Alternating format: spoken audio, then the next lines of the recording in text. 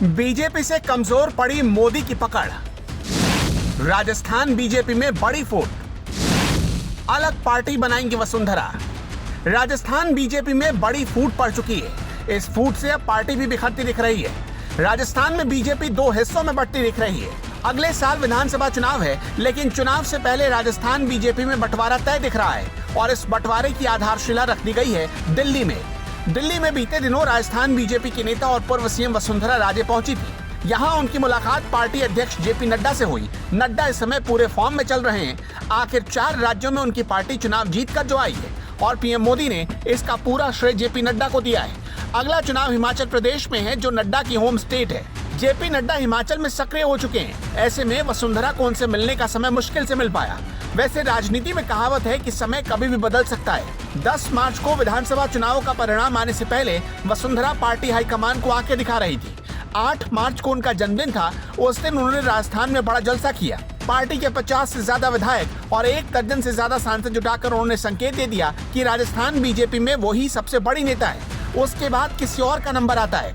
वसुंधरा के आगे पूरी पार्टी बैकफुट पर दिखाई दे रही थी, लेकिन 10 मार्च को जैसे ही विधानसभा चुनाव के नतीजे आए, वसुंधरा बैकफुट पर आ गई। वसुंधरा को समझ में आ चुका था कि उनके लिए अब राह आसान नहीं है। जैसे ही वसुंधरा को समय मिला, वो सीधे दिल्ली पहुंच गई। नड्डा से मुलाकात हुई।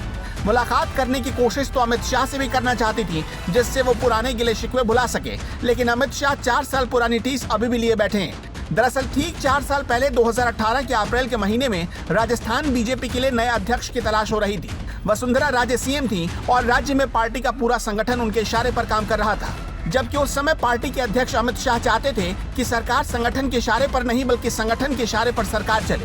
अमित शाह को लगा कि जिस तरह पूरे देश में पार्टी संगठन पर उनकी पकड़ है, वैसे ही राजस्थान में भी आसानी से उनकी पसंद पर मुहर लग जाएगी। लेकिन वसुंधरा अड़ गई। अध्यक्ष दिल्ली की पसंद का नहीं, बल्कि जयपुर की पसंद का होगा, यानी जिसे वसुंधरा चाहती है वो अध्यक्ष होगा। अमित शाह ने गजेंद्र शेखावत को प्रदेश अध्यक्ष बनवाने में पूरी ताकत लगा दी, लेकिन वसुंधरा के आगे उनकी एक न चली।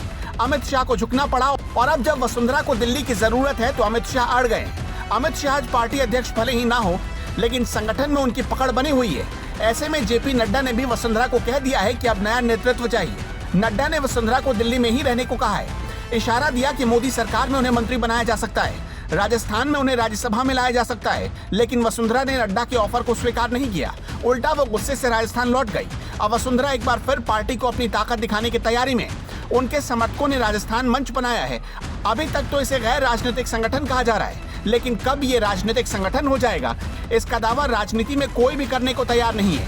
वसुंधरा समर्थकों ने साफ कर दिया है कि दिल्ली में भले ही मोदी की जरूरत हो, लेकिन राजस्थान में तो वसुंधरा ही उपयोगी है। राजस्थान में चुनाव तो वसुंधरा के नाम पर ही होगा।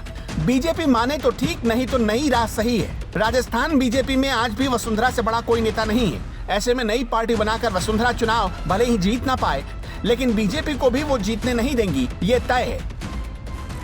Bureau report, the such.